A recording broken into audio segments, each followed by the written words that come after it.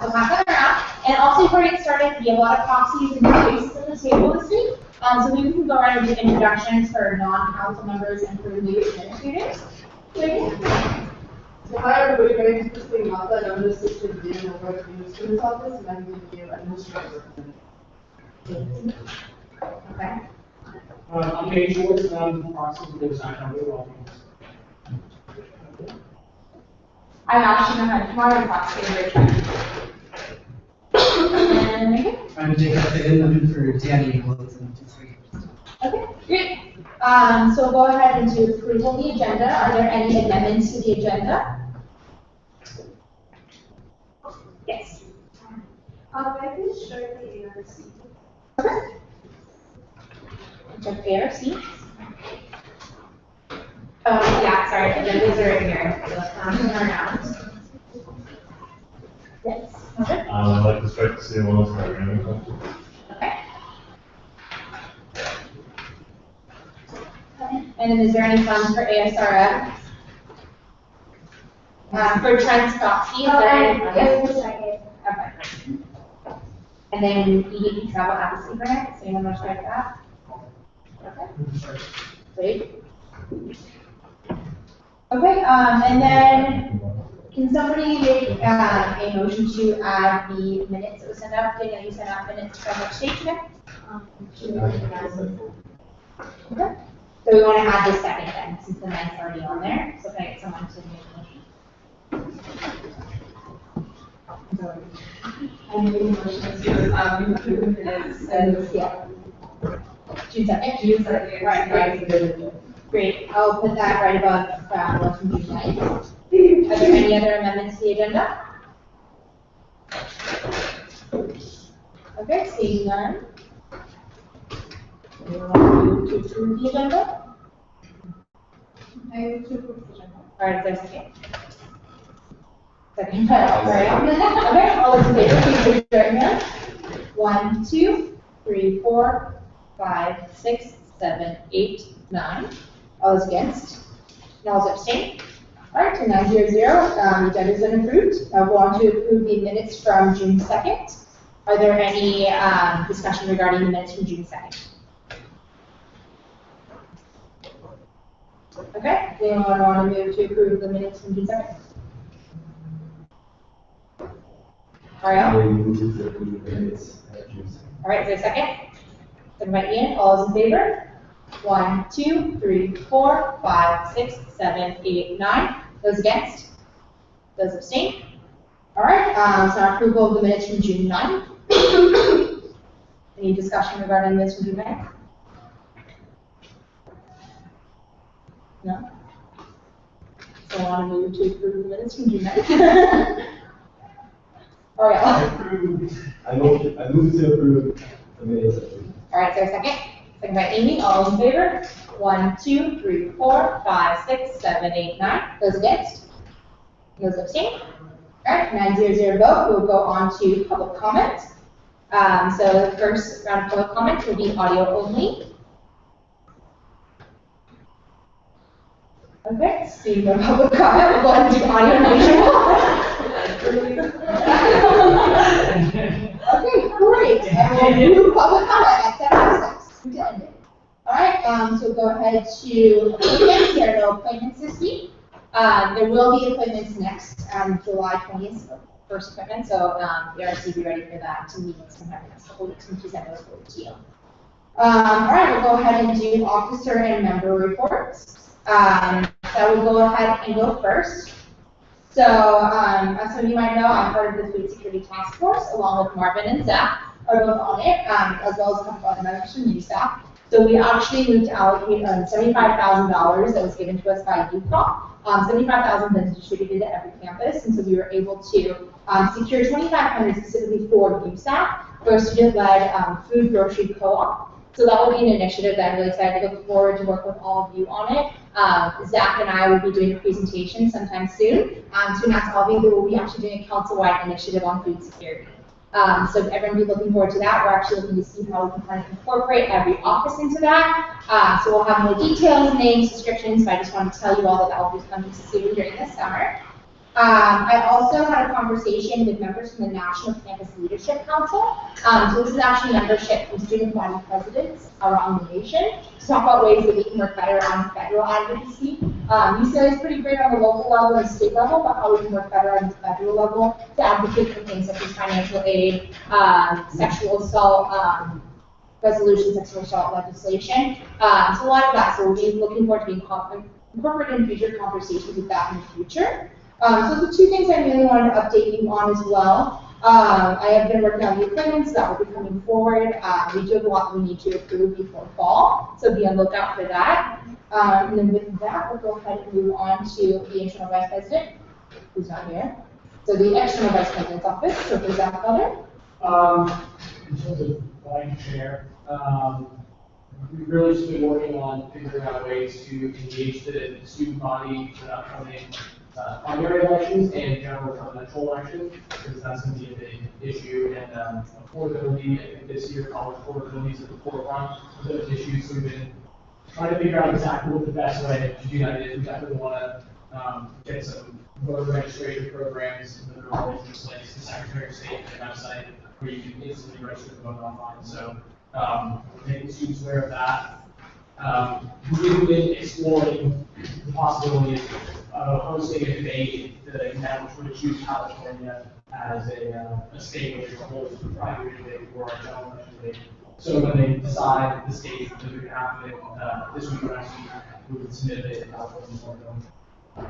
That's all. Alright, great. Are there any questions for myself or for the external vice president? Yes. Just a question in terms of programming. So last year they did the musical concert. Do you want to help with something like that again this year or not? That actually sounds. I'm into it. Yeah, Zach has been off the map for a little bit, but yeah, we want to make as big a splash as possible on campus. I think music or concert something that would be a great way to do that to engage more students. So. You would just need as soon as possible notice, also because we have to look at budgeting and costs and whatnot, and in terms of how to put it together, so we know. Sure. Are there any other questions for the external vice president's office? Okay, we'll go ahead and move to General Representative 2. Hi everyone. So with the tabling for USAC, I think Anna's office and I will be working on continuing the student actors project internship. So we're really excited about that, especially looking at how the events are playing out, like current events, especially the shooting that just happened. I think it's really important to get as many new incoming students and even second years involved, as well as transfers. Because it's we're going to have a really big focus on education, dealing with student activism, as well as the issues that are going on. And I think especially coming into a big college campus, the diversity that we have, the issues that we face on an everyday basis, it's going to be really important to have these really great interns, and we can help develop them. So think critically not only on the campus, but like worldwide. And it's really great because one of our directors was the intern last year, and she did a great job, so we're really excited. Well, something else that's being continued, if you all remember, NSA came into implementation towards the end of last quarter. So the Ramadan meals are happening right now, and like it's going on right now, so I'm sorry if I'm so out of it, like just waiting until I can eat again. But yeah, so they're free and they're offered in staff basement every day, and it's open to everyone. We don't have to be Muslims to celebrate Ramadan. And they have really good food. Like today is soul food, we have Turkish food tomorrow. So it's really good food. So I encourage you all to go, as well as encouraging community members. I think it's great to get involved with like what you're working on for students that may not have meals, especially with summer. I know a lot of students who are disadvantaged and are taking summer classes and aren't getting financial aid. Food is like a big worry and concern. So if you know anyone or if you want to just like spread the word on your Facebook pages, definitely do that. So again, it's every day, Monday through Thursday, from 7 to 9 in Southeast. Mental health resources. So this is one of the platforms I'm working on to expand CAPS resources and mental health resources to especially like communities of color and religious communities on campus. So I've been in contact with a lot of the greater Los Angeles organizations that work with cultural communities and religious communities on how to fix mental health, and they kind of like work hand in hand. to make sure that they're being culturally and religiously sensitive while kind of bringing a spiritual and cultural aspect to the healing that they give these families and communities. So one of the groups that I got in touch with is really excited to work with us, so hopefully I can bring them in for a presentation sometime this summer. So they're actually the South Asian Justice Organization based in LA, and they recently had an event that brought South Asian solidarity with the Black community, especially concerning the event that just happened. And so they talk a lot about the trauma that a lot of South Asian communities face, and this trauma has kind of been like passed down and kind of results in a lot of mental health disorders, and such as like depression or anxiety, and it becomes a familial problem that isn't addressed early on enough. So I think that would be really great because they're also working with the Black community to kind of please to talk about how racial and religious stigma in the United States is a lot of what produces these mental health problems. So I think that would be really great. And then kind of like a random thing that they like talked to me about, which I thought was really cool that I wanted to share with you all, is on 4th of July, I saw a lot more Facebook posts this year about how we should be sensitive to war veterans that are coming back. This is very triggering, especially for veterans that are experiencing PTSD. So I think a lot of people know about that concerning like American war veterans, but it's also really important in mind like other cultural communities. For example, a lot of South Asian war veterans were involved in the Bangladeshi Liberation War that happened in the 1970s, I think. And then also like elderly folks who were involved in the partition wars in 1947, as well as involved in the Armenian genocide, have the same kind of PTSD effects, but they're not actually diagnosed with this because in their communities, mental health stigma is so large that they don't go to seek help. So, Okay, thank you. Are there any questions for Dr. Limited 2? Yes. Thanks for bringing up some of that info where you're reaching out to other communities. I think it's really cool. I don't know if you met with Rhea and Lauren yet, but yeah, so I think like definitely fits really well with all of us because of what they're trying to do this year. But like I want to see them do as well. That's probably just what most want to see is definitely reaching out to different communities. And so the plan is basically for every community to have like a liaison. And so whether it be a USAC office or a student board or a cultural community, then like everyone can send out liaison. Yeah. So definitely aligns really well.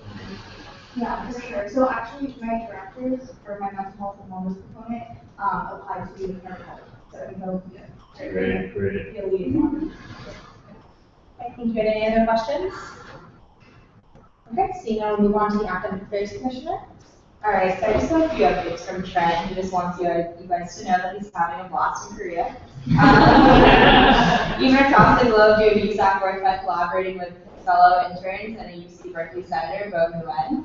He discussed financial and academic feasibility of the U.S.-wide transportation system and ways to collaborate across UC student governments. And that's pretty much it. Okay, great. Any questions for the Academic Affairs Commissioner? Okay, seeing that, so normally it's officer member report for administrators, but for some reason it is not on the agenda. So if y'all have anything, you feel comfortable doing it good in welfare, so good in welfare, just so we don't. And for some reason it's not on there. So I'll ask Heather next time to put it on there. But would you all feel comfortable with doing any announcements doing good in welfare? So now you do this. Okay, perfect. All right, great. Just so we don't have to do it on this agenda. All right, so we'll go ahead and move on to fund allocation, so contingency programming. So the report is that applied the past 2 weeks. They require $5,943.32 for their programs. They requested $3,609, and the finance committee recommended $1,100. The allocation is fully reviewed from the $4,333 for the restricted to July. Okay, perfect. Are there any discussions regarding the contingency allocation? So just to clarify, so this is what's going to be allocated before August 1st? Right. Okay, and then is the next budget then from August? August 1st and last Okay, perfect, great, thank you. All right, does anyone want to move the motion?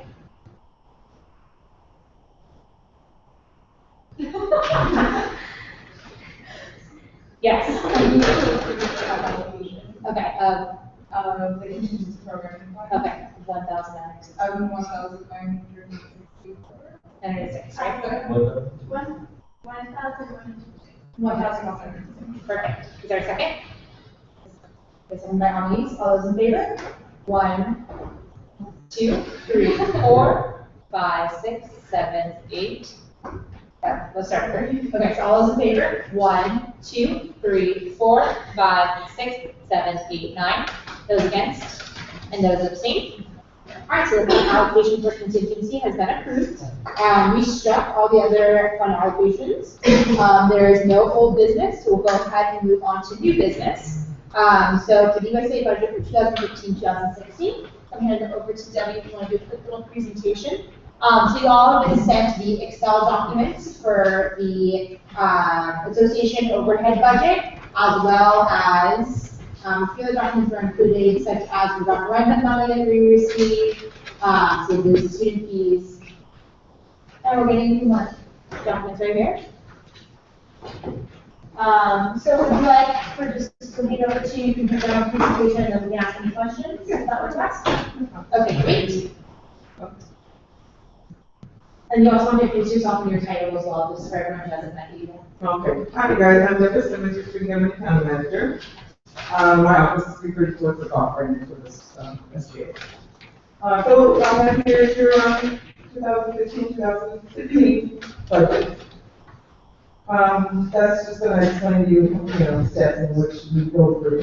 I actually prepared a budget early spring based on the projected enrollments that we get from the university. Second phase would be the student, the operational fees, guys, and then the third phase.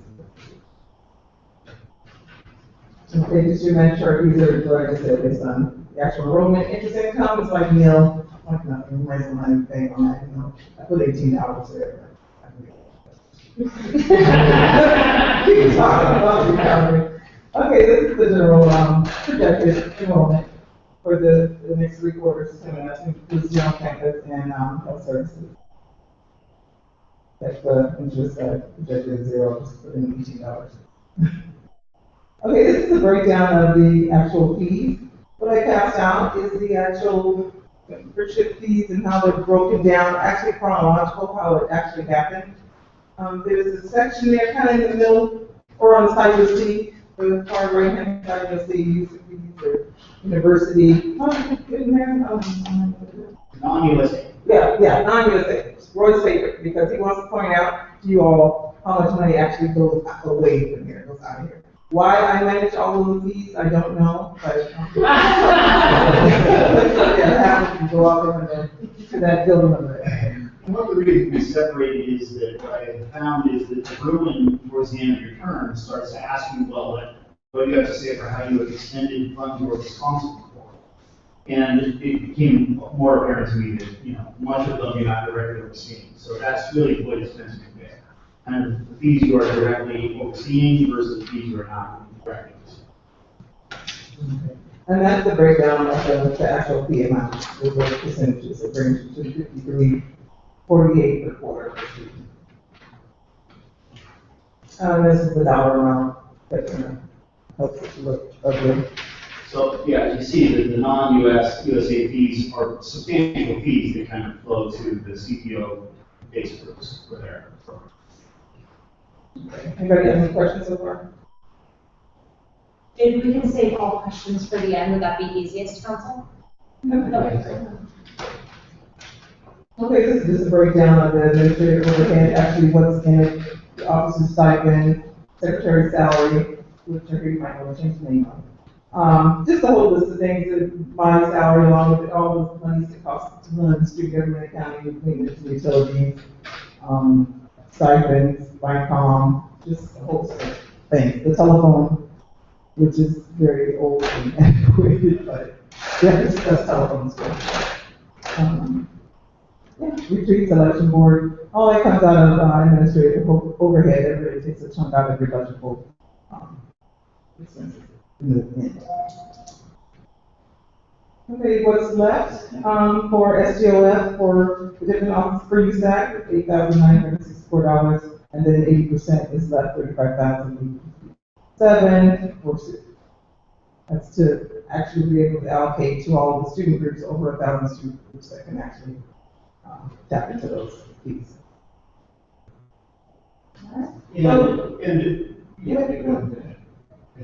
Finish, okay. So after you approve this actual budget, it goes into effect August 1st, and you have jurisdiction over these funds from August 1st through May 31, 2016. And we'll have weekly reports available for you on the USAC website. You know the website, and use it. Bookmark the resources and forms. That's a page that we use here. We might actually send you to quite often. Not being funny, but it's a great resource.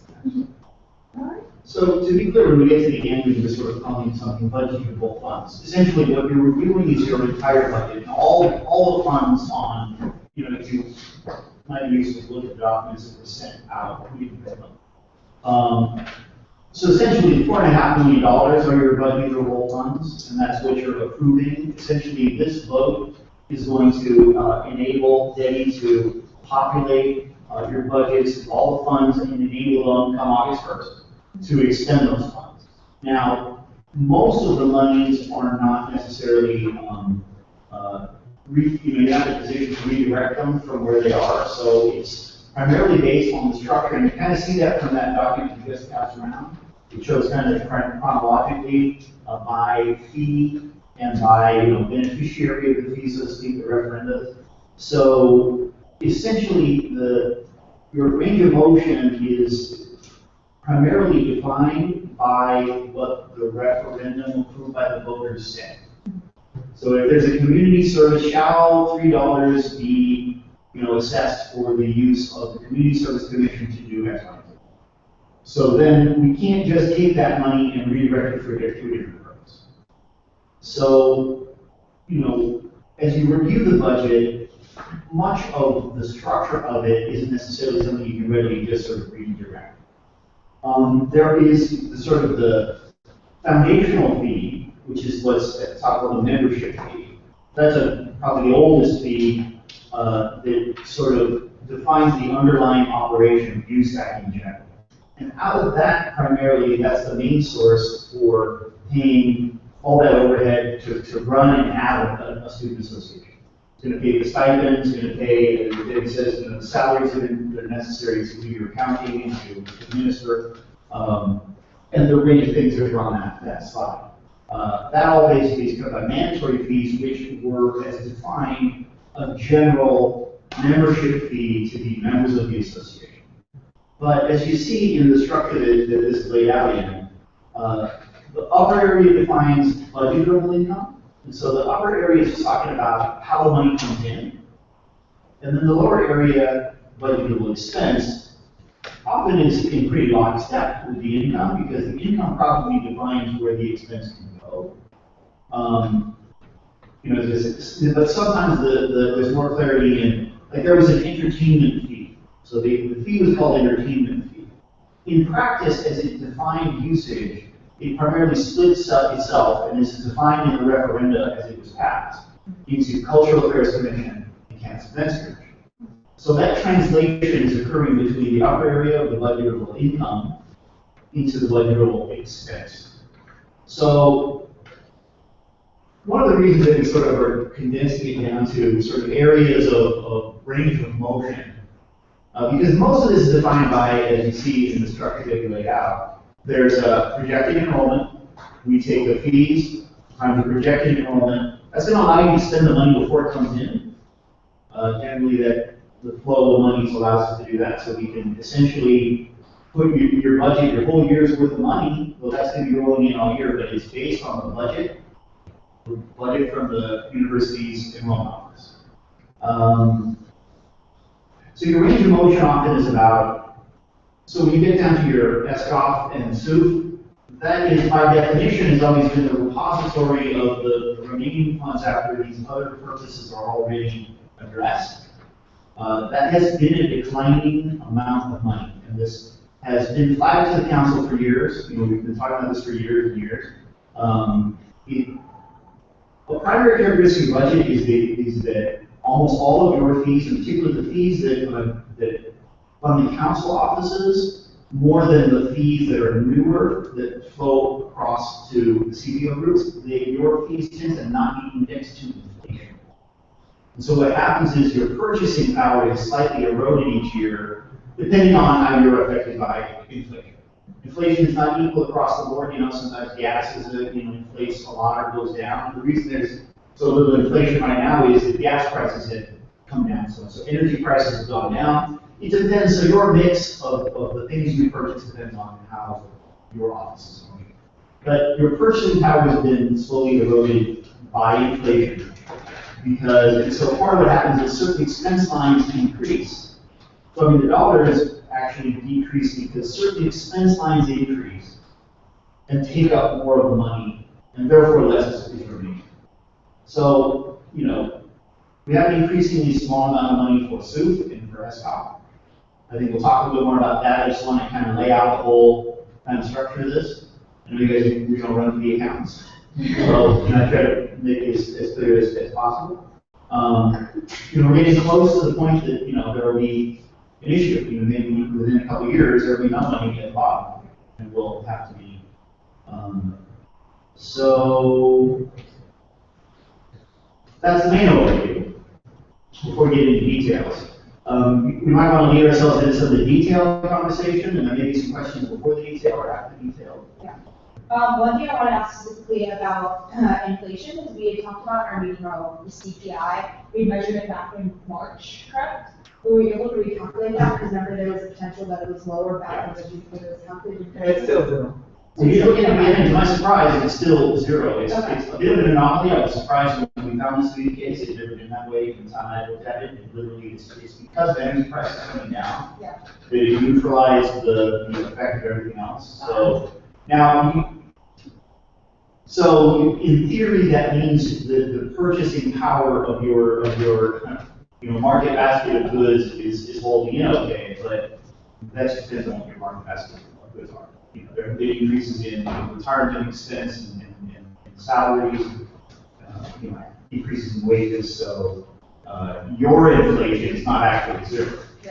Well, the national inflation might be at zero. Your inflation is not zero. So what we did. Okay, great. So I have a few questions, but I wanted to open up first. So let's go ahead and start with the budgetable income, if we prefer to go by that, and then go by budgetable expense. That would be easiest for everyone to follow. And then we can open up for general questions. So if anyone have specific questions about budgetable income, or any line items mentioned in that section, does everyone know what I'm talking about? Yes. I just have a question. Where does the funding for the caliper voluntary fees come from? Because I don't see it. So voluntary fee, I believe there's nothing listed here, is there? Yeah. So the reason there is zero is that essentially it's a fee that we have made in a placeholder for. As the fee comes in, it then simply flows back out. So it's a voluntary fee. So it is not what we call mandatory fees. Almost all the fees on there are what we call mandatory fees. And so a student can't sort of opt out of it.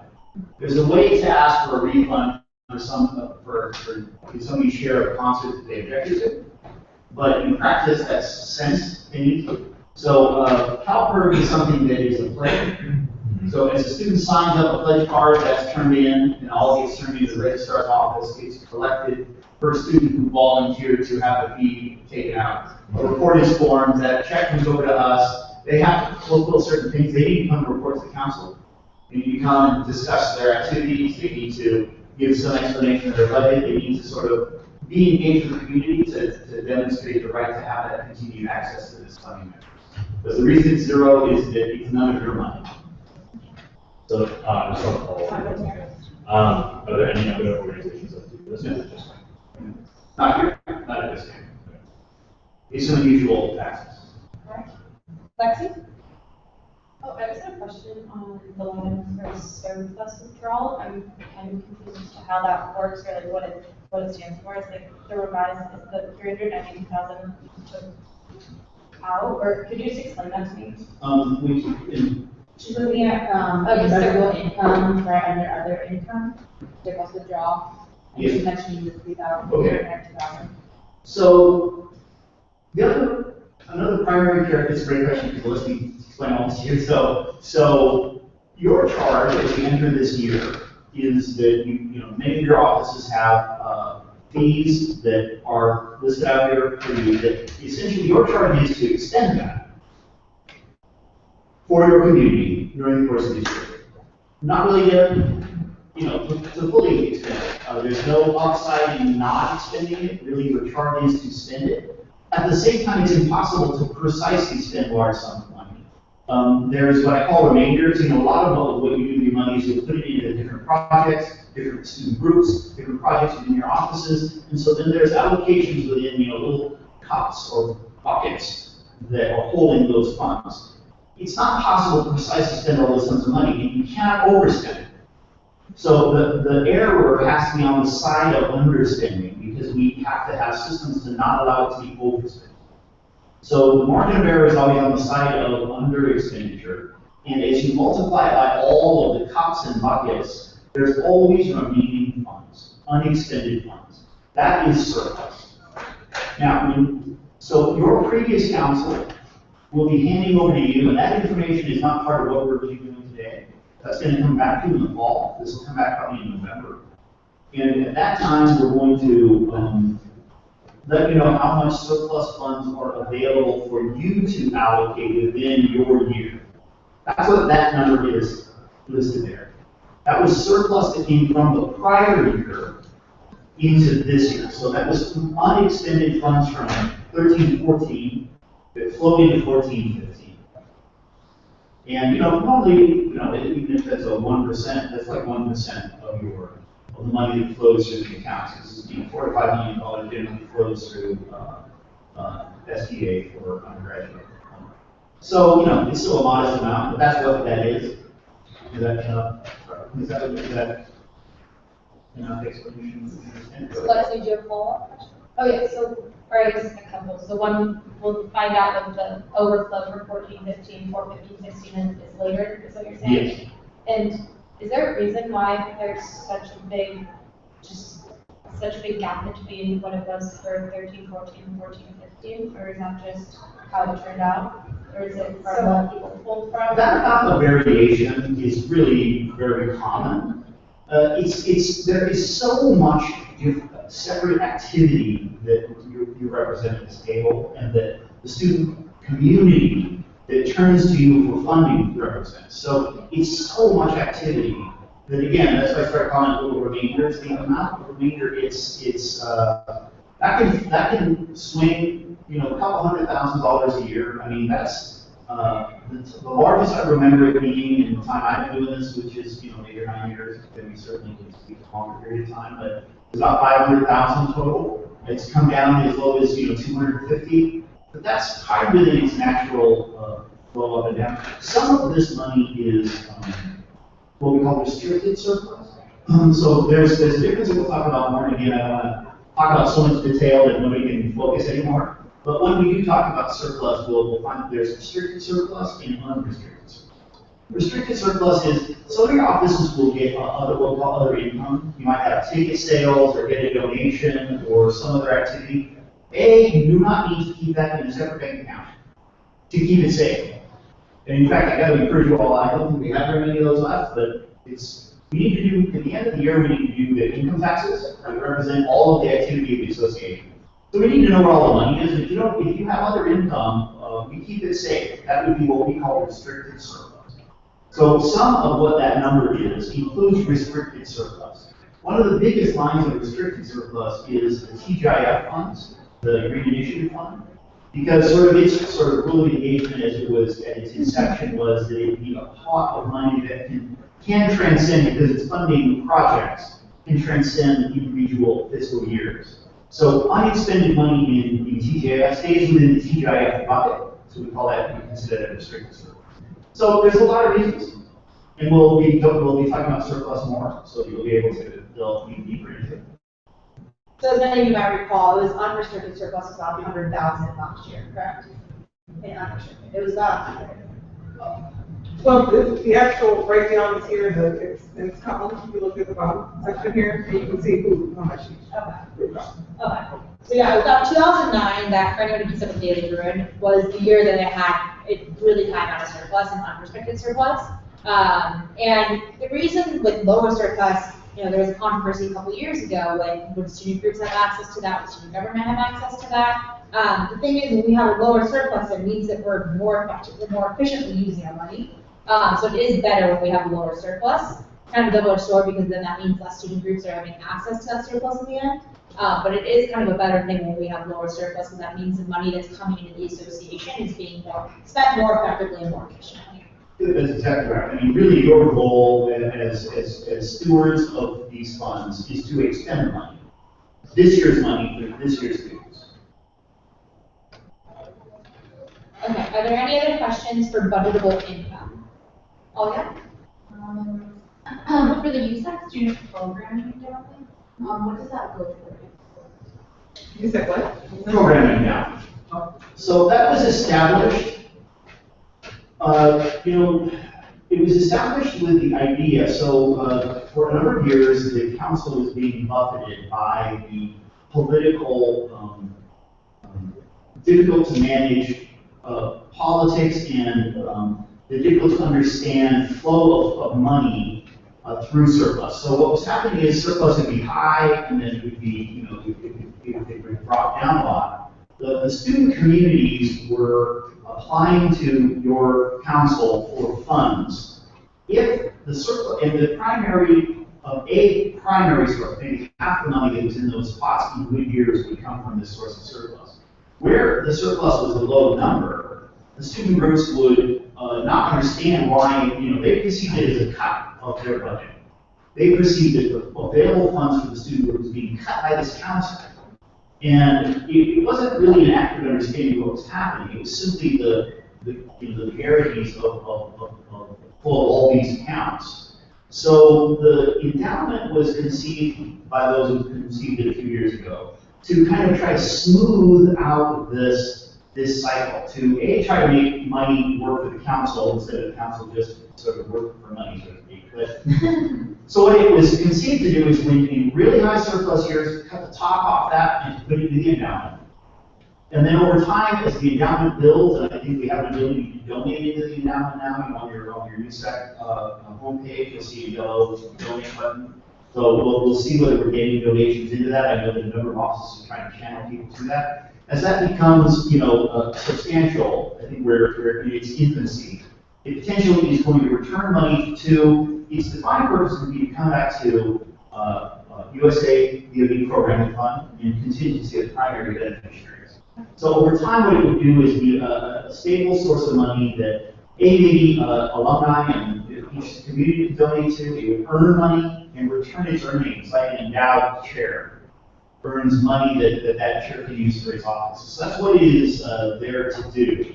So at this point within this budget, it's kind of neutral. It's money that a previous council had placed there prior to last year. Last year, you'll see the very bottom here, there's a 9938 within the 14-15 set of budgetable funds. Actually, that's one of the last checks that we cut. That actually was a check that the council voted, last year's council, to send to the endowment. So that's another $10,000 invested in the endowment. So the council put in $100,000 to initiate it, and then put in another 10. I know that its value is past 124 now. So it's been growing quite a bit. And we will discuss that later. What we're not really intending is to discuss what to do with your payout. That's also listed on here. You'll see that as line.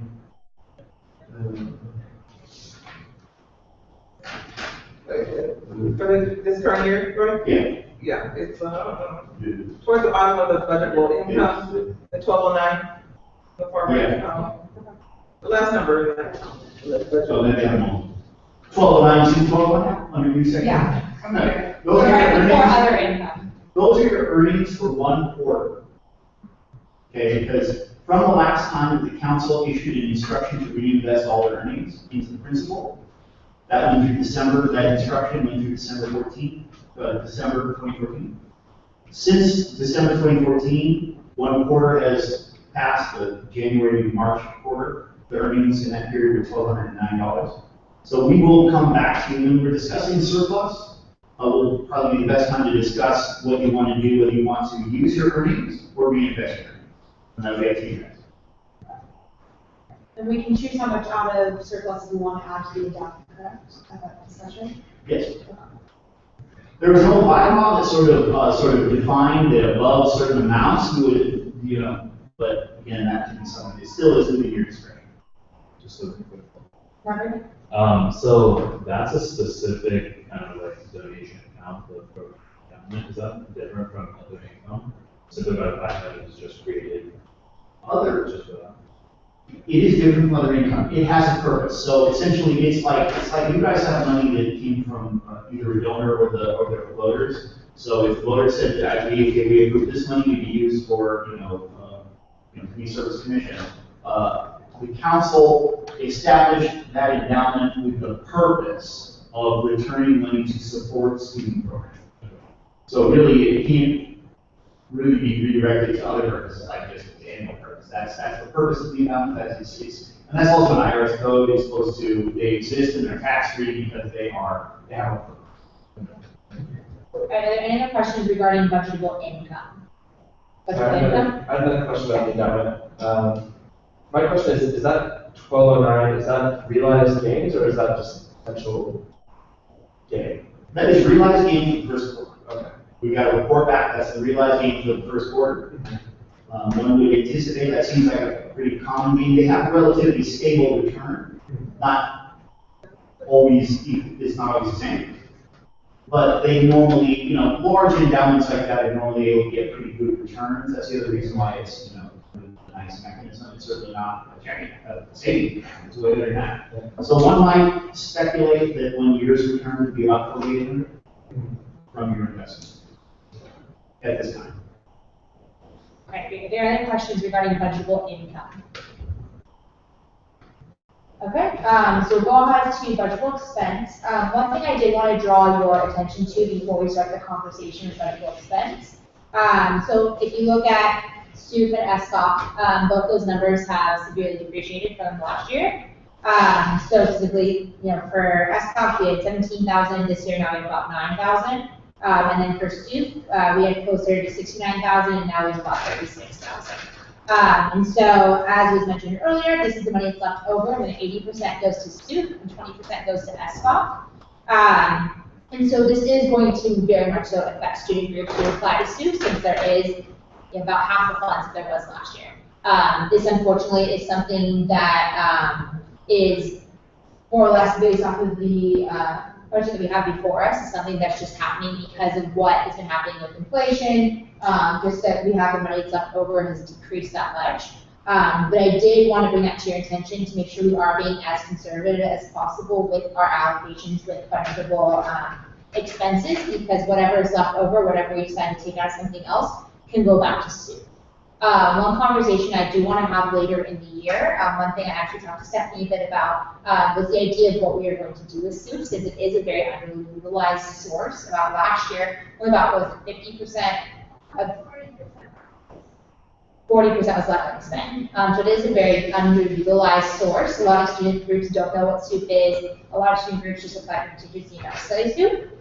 So one recommendation that I had coming into this conversation was perhaps doing away with SUP and putting that money straight into contingency. But after talking to Stephanie, we decided that that might be a conversation for later on, perhaps for next year, since there are a lot of restrictions that are on contingency that are on SUP.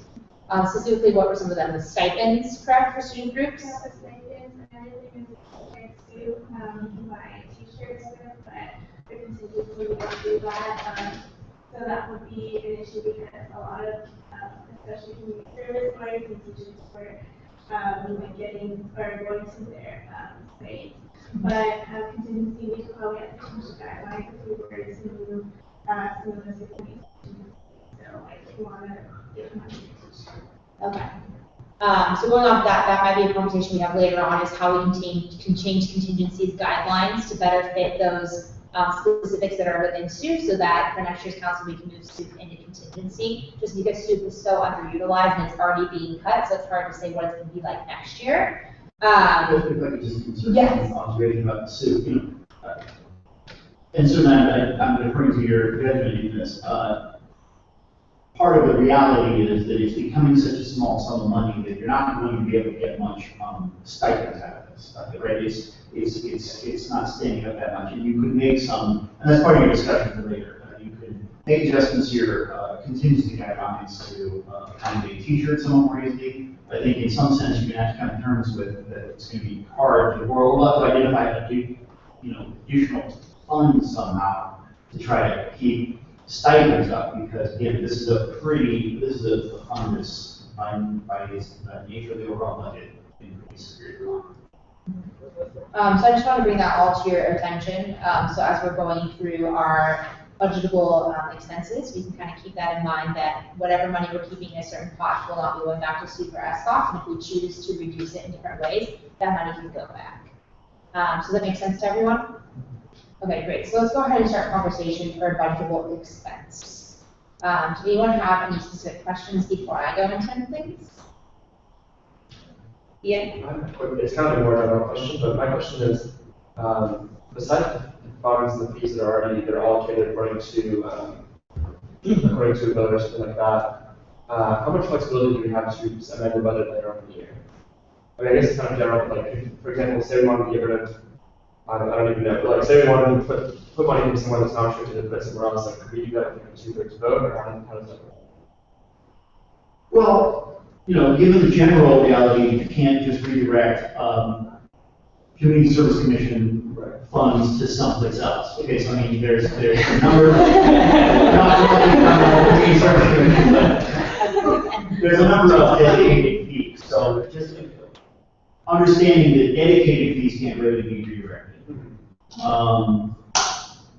Once we're rolling, it can be a tricky business for SGA to redirect monies. And what I mean is that it's kind of this moving target all the time for us. And if somebody were to say to Debbie exactly where we know what gets allocated, but what you guys are out there doing and the degree to which commitments are already made to use funds that are in the budgets would be a guessing game for us, right? A lot of times there's recs out there waiting to come in. Somebody, it's really common that the student community goes out with their own credit cards and buys things and then gets reimbursements. It's a really common way in which activity occurs.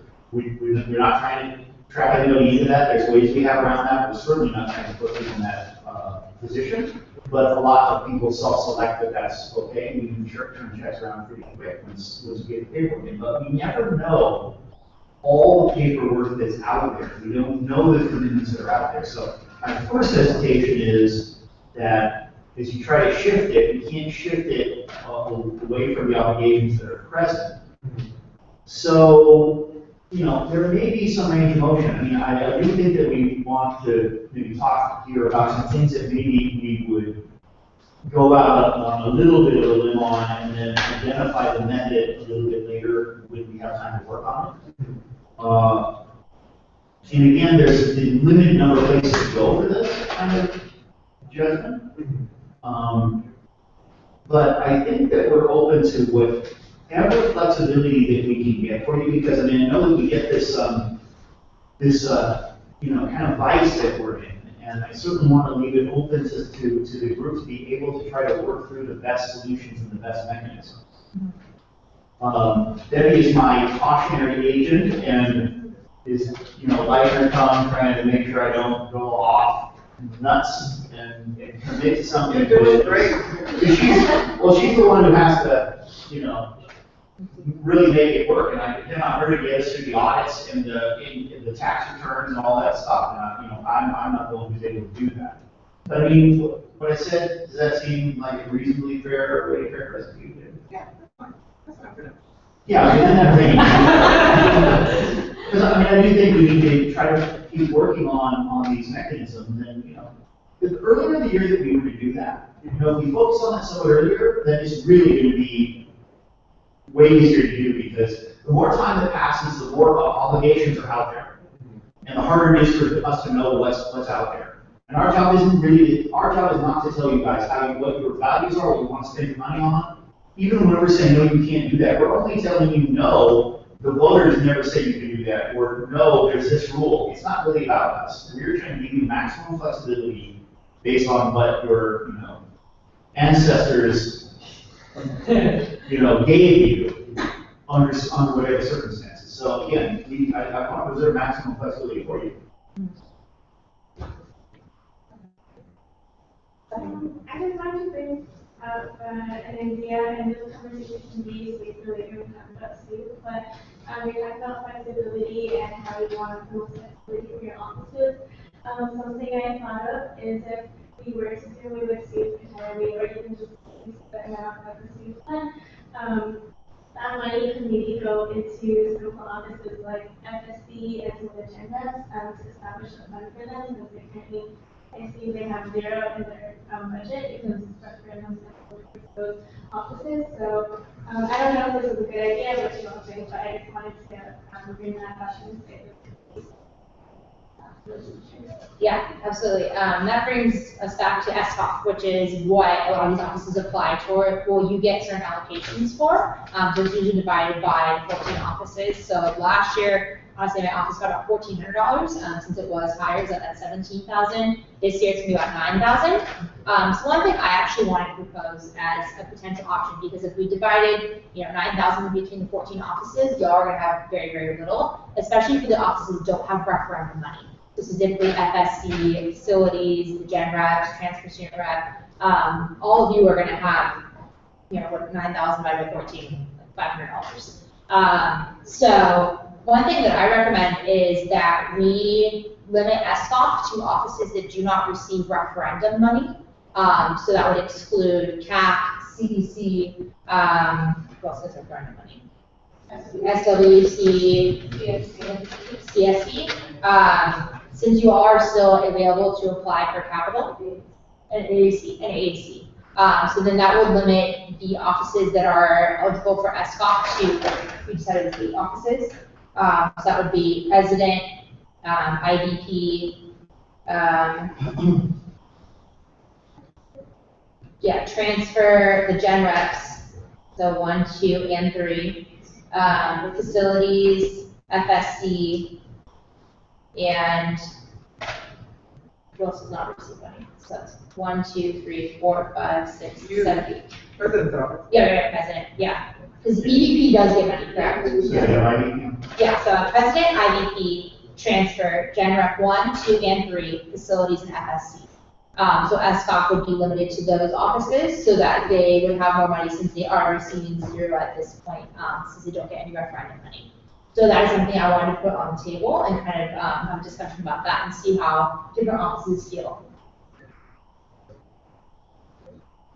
Oh yeah? I mean, I wonder.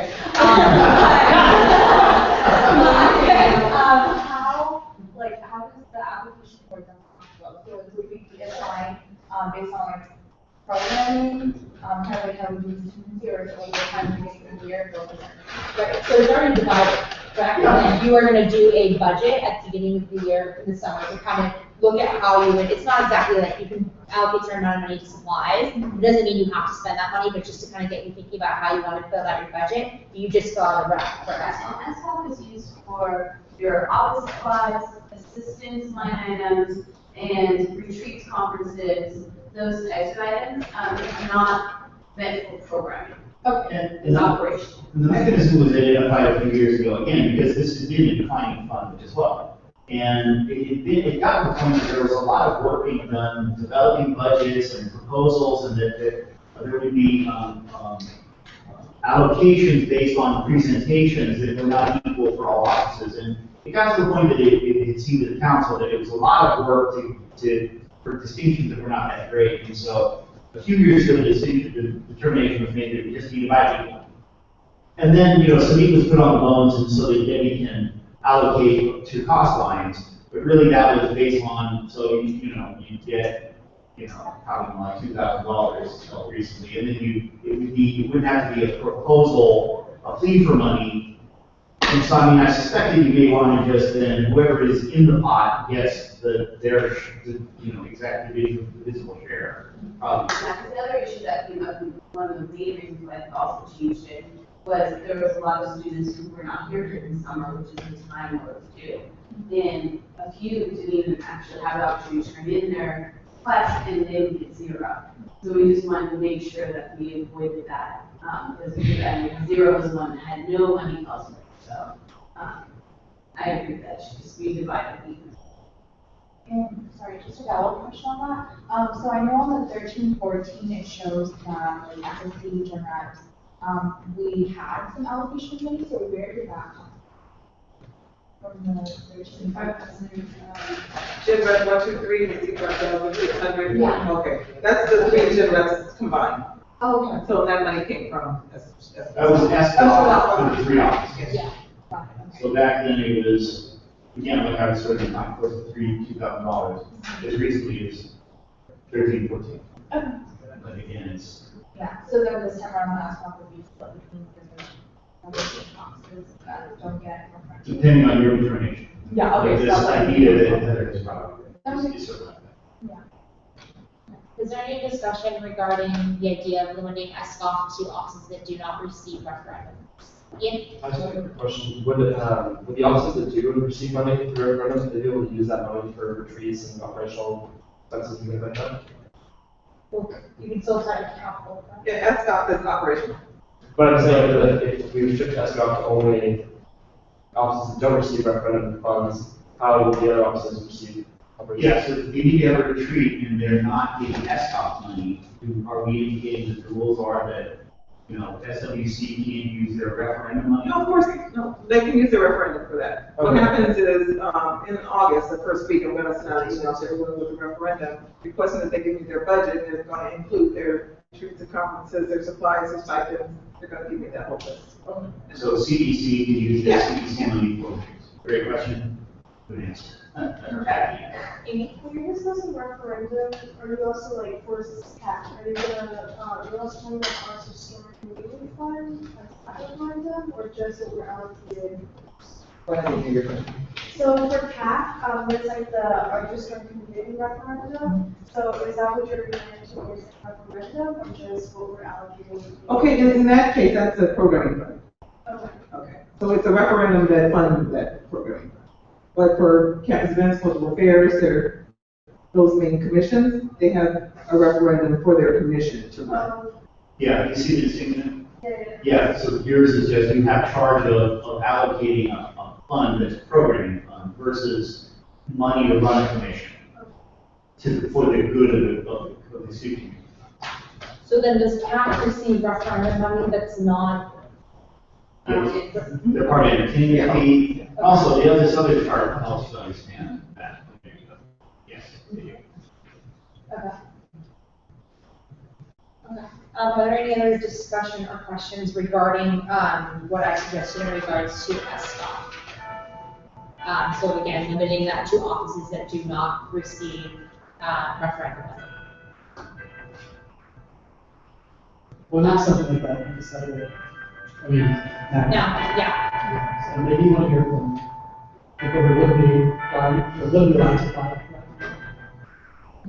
So is anyone else, that? Yeah, I mean, I personally would be okay giving a R because CFC is one of the largest funded events, so I assume we can have and we always have money left over at the end anyways, and $1,000 is very minimal for us, so I personally recommend that for CFC. Let me just start one observation about our general conversation about the budget. The time frame that we do kind of need to function is we need to approve budget before we go into August 1st. Because if we don't have an approved budget, we can't enable any of the budgets. So, you know, we can't delay the conversation forever, which is why we had this interview of some things maybe we could, you know, have some form of approval and then work on some things later. Because we can't end the year without an approved budget.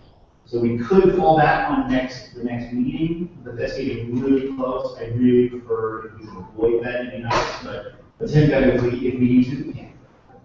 And then Stephanie, could, for capital contingency, can they still use that for things in their office and supplies? That's attendant furniture, and that will be open at the beginning of winter, or when the that's where, Okay, so that's another backup option as well. Okay, yes. I have a question. I think I might direct to Stephanie because you probably know. But I know there's like different conditions and requirements for what the money is allowed to be used for SDOT. And I was wondering, do you know anything like what's the difference between like some things we can buy with SDOT and some things we can buy with referendum money? Because I know we can't buy T-shirts, and that's why usually the commission would buy SDOT for T-shirts. Just like, I don't know if you have like a general idea of what things we usually. I'll double check and get back to you for sure, but in my gut, that's not complete for all operational. Those are things that you'll be using throughout the year that you'll probably have throughout the year. That will really going to depreciate and they will be used for programs. Yeah, I mean, that's the big difference. Whereas the referendum money would be for, like, programming and everything else. And actually, your referendums are on the USAC website, if you wanna look at it, Yeah. see exactly what you can purchase, but for you, a big commission like you guys buy T-shirts, you do all kinds of things. Yeah, because I know we can't use referendum money for T-shirts or audit finance is one of them. I remember they do. I just can't remember. Well, just take a look at what it says. Absolutely. Thank you. Yeah. So just to give you all a number, so if we keep SCOF for 14 offices, each office receives $640. If we do SCOF for the 8 offices that do not have referendum money, it'd be $1,120. So again, it would be kind of double, mostly the amount that it would have been. So since this is going to be something that would be changing SCOF, I think it would be appropriate if we did a formal vote with a motion. So does anyone want to move to make SCOF just for offices that do not receive referendum money? 2/3 vote, okay. Zach? I move to make SCOF for the 2015-2016 budgetable year for just offices that don't receive referendum money.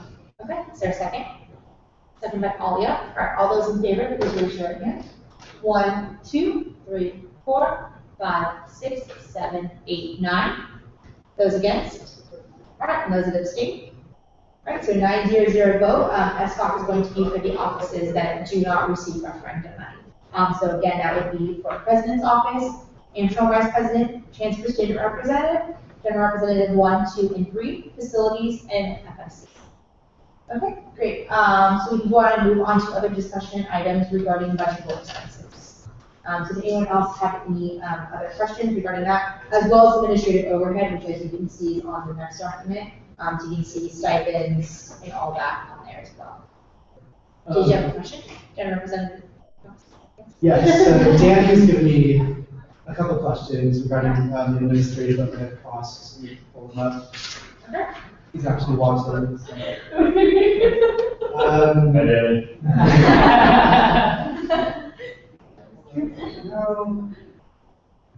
So the first one was, okay. Why are administrative and support services? Because that's a big number. So, yeah. That essentially is your career staff. So it's going to be Debbie and Patty and Irma.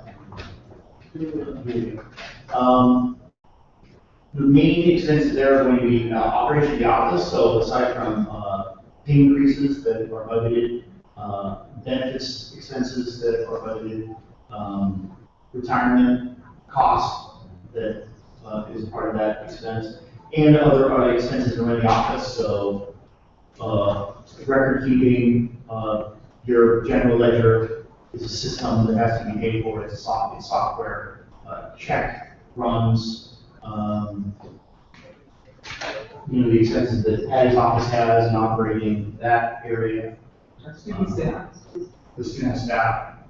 So they're also going to reflect, minimum wage goes up in January. So that doesn't affect career staff, it affects all the part-time staff. So Debbie has quite a bit and everything goes up January 1. What's the main? And then regarding officer stipends, is that number subject to, did we decide if it was for the state of California minimum wage or for the city of Los Angeles minimum wage? This reflects state of California minimum wage. Largely, and I think there's a bridge to be crossed later about resolving, the bylaw that governs your stipends and the stipends that are in the structures that are defined relative to your stipends. So, chiefs of staff and those sorts of things. Are tied to minimum wage. So there's a calculation which is a minimum assessment of hours spent, which is way below what you guys all spend, times California minimum wage. And it's tied to California minimum wage. I mean, at the time that it was done, they hadn't even really started discussing Los Angeles minimum wage. That subsequently has come, that primarily is going to start to really impact future years. That touches the first, that touches the last month of this year. I mean, I think it's something that we just need to put off and grapple with. I mean, it's going to be an issue in upcoming years. I mean, there's a number of issues in upcoming years, but this is based on still, because I mean, your bylaw hasn't changed, and I don't know that it's not necessarily requisite to follow it, because you have a stipend, not the wage. So the association is made by your bylaw.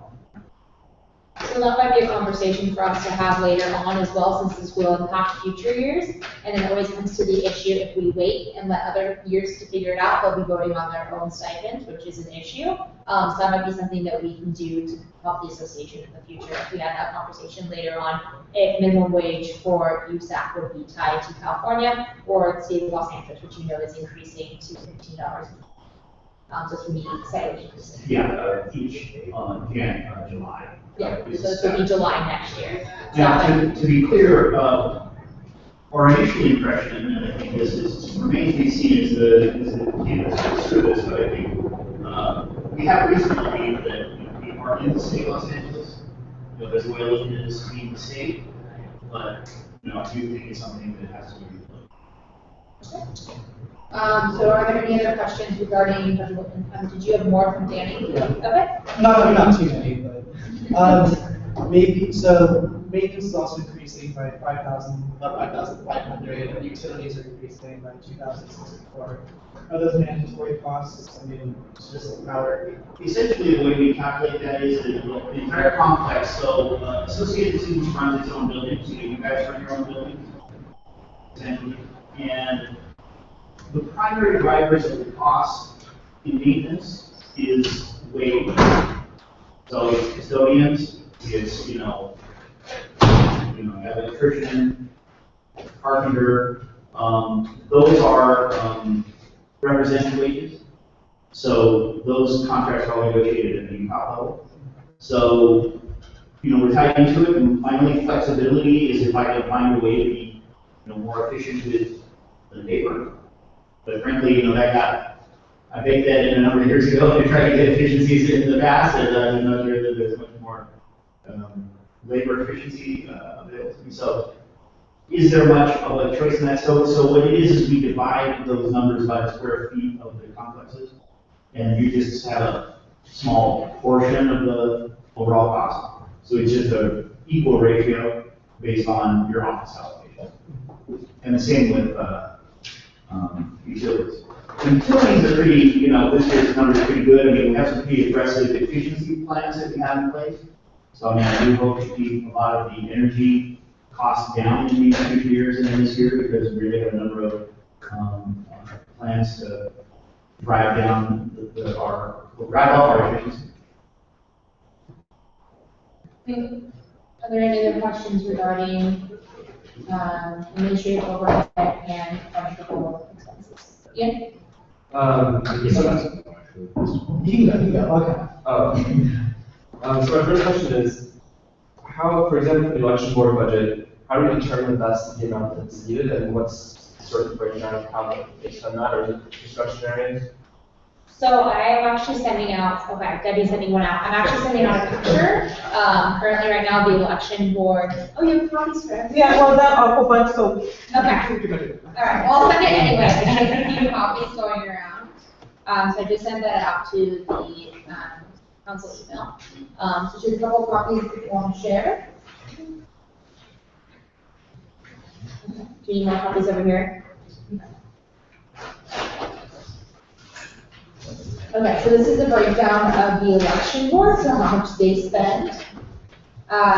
So if there are any items here that we want to change, this would be the time to discuss those as well, as we're looking at the budget in its entirety. So if you all want some time to look at this, I can entertain a recess for a couple minutes if you all want time to review this. If not, we can still continue on. I move to have a 5-minute recess to review the election board. Okay, great. Is there a second? Second by Ian. All those in favor? 1, 2, 3, 4, 5, 6, 7, 8, 9. Those against? And those abstain? All right, so right now it is 8:12, so we'll go ahead and have a 5-minute recess, so we'll be back at 8:17.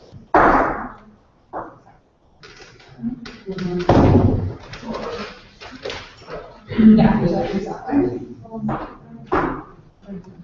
Did everyone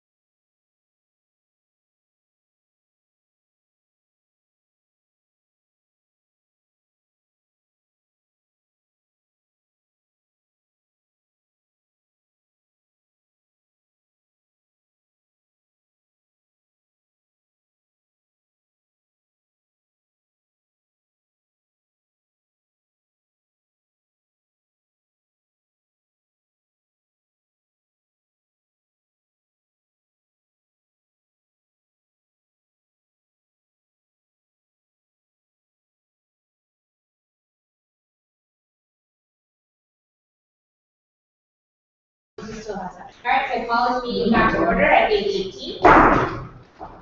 Okay, so I hope you all had time to look over the election board. So is there any discussion regarding the election board? I just have a really quick question. It's, you know, for the full page ads and their advertising, it says that the total amount is $6,200. Are those full page ads, including like newspapers and stands? Right, so that is things like the endorsements, how they did the full page ad in the actual printed newspaper. And so we can change this and then subsequently go back and change election code, because in election code it does mandate that they have to do these ads. So if we choose to change that, that is something that CRC would have to work on in the future, is changing election code to accommodate or to change. So would we change the budget first and then CRC would then accommodate that change we made to the budget? Yes, I spoke to Debbie and Patty, and they said that we need to do the budget today, or before August 1st, and then we can change, election code. Yes. My question is what, the stipend increases from 331 per month to 368 per month, from December to January, basically. So what's the reason why it increases? Because January we have an increase in minimum wage. Oh, I see, okay. So, but the thing is, if we appoint an election chairperson later than September, or one of these positions later than the start date, then that, stipend would go down. But then on the downside, if there's a special election or something, we'll be scrambling to find someone to fill that position. And what's the calculation of the stipend based on? Is it? It's, Okay. And so when, all the stipends are tied to the minimum wage, so we start off as your stipends, and then we took the same percentage or proportions that were before your stipend increase, and we increased the other positions based on that proportion. So for, you know, chiefs of staff, or X percentage below the council member, so we kept the same percentage. That's how it's. Just a quick question, on the last category, repairs and maintenance, it says total fees and services, I was just wondering, do they actually just not cost anything, is this just something that's there, just because it's not? Yeah, that's just zero, it's just zero. It's just Okay. zero. So does anyone want to have discussion regarding advertising, and the amount that's on there? Does anyone have any concerns, comments, or questions? I just wonder, how long have those amounts of advertisements, like the 13 advertisements, how long has that been a part of election campaign? Because I just don't mean, because nowadays, before that happens, we're trying to get kids they're trying to recruit kids to join keyboard, right? And today, in 2015, where Facebook is basically how student groups get the word out about stuff, I wonder if, compared to 1980 something or even 1990 something, when kids were on the internet, kids were getting photos of library data through. I mean, that advertising in 2015 is cheaper. Yeah. So I'm wondering if that does. And just for clarification, so this is for printing things for election, so it can be election related, so specifically like the endorsements that were printed in the newspaper that can have this budget.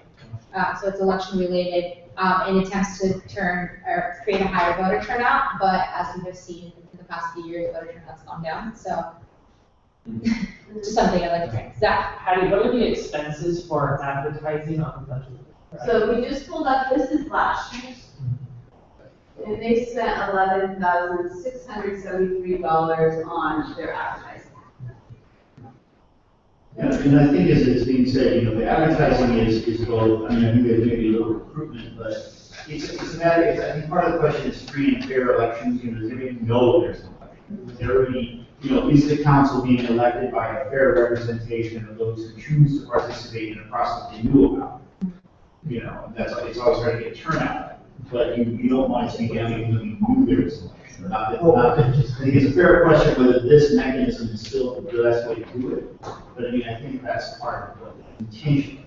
And the goal, the is room that has a broad readership that may not be a similar group that is getting listservs from USAC. That the danger there, right, exactly would be that it's sort of an insider game, and that's I think something that Yeah, this is is very cautious about. I see, Amy.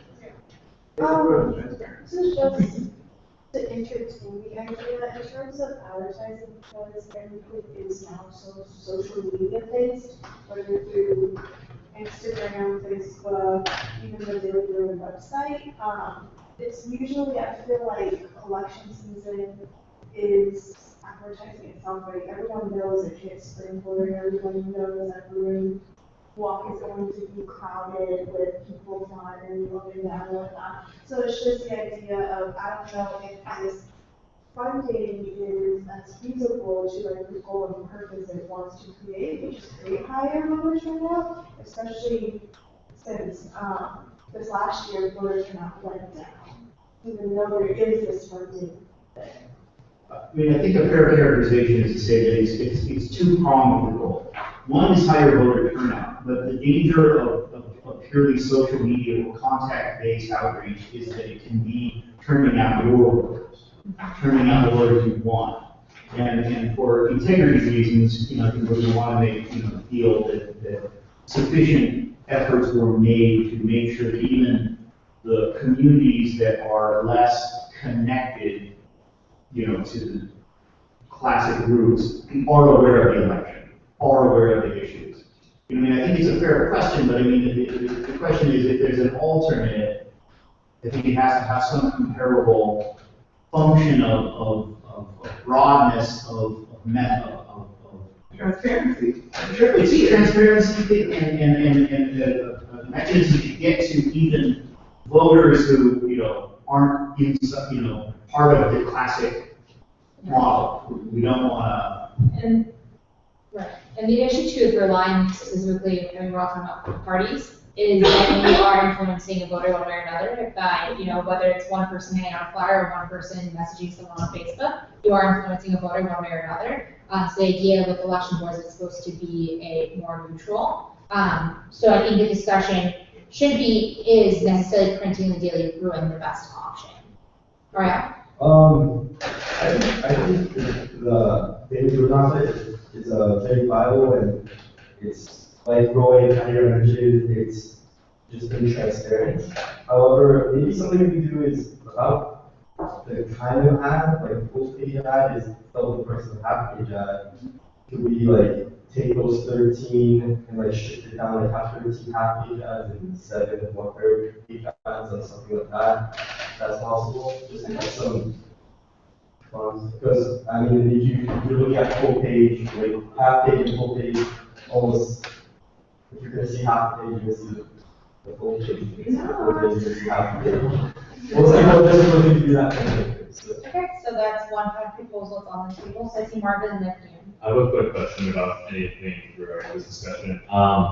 If we have to make amendments to this budget, do we have to keep all the money as in if we take something away, do we have to allocate it to something else in this list? So we distribute it back to student SLOC, right? to. We don't have to. We just need to keep track of what impact we're having on the bottom. If we just trade expenses out and reapply them elsewhere, then we're neutral on the bottom line. The ultimate thing that you have to make sure you don't do is go into deficit spending. That's the ultimate thing, because then your budget actually has to be approved on a very surface level by the ASU ceiling board, and that's just for fiscal soundness. You can say how do you spend your money, but they are supposed to make sure you don't spend more than you have. But then any money that we don't simply allocate somewhere else would be redistributed back to student SLOC, correct? Yeah, when you reduce some of these expenses, it drops into that bottom, and it can decrease student SLOC. Exactly. So that would be going back again to student groups basically, and then to those 8 offices. Ian? My question is this all earmarked? So I guess what I'm trying to say is if we, do they have to spend, say they only spend $10,000 on advertising and an extra $6,000, can they take that $6,000 and then spend it on more supplies or something? You mean within election? Within election. Yeah, election. So for Yeah, example, but let's use this as our guide, because how much supplies they buy, there's nothing in it. $29. I'm just But in general, a budget transfer is between cost lines. Yeah. You're really looking more at the elections board budget than so much at insisting on the detail level. I think the detail is worth looking at because that's how you can determine that you're making prudent judgments and you're leaving them with enough money to do their work. That's why I think it's good to go through those details.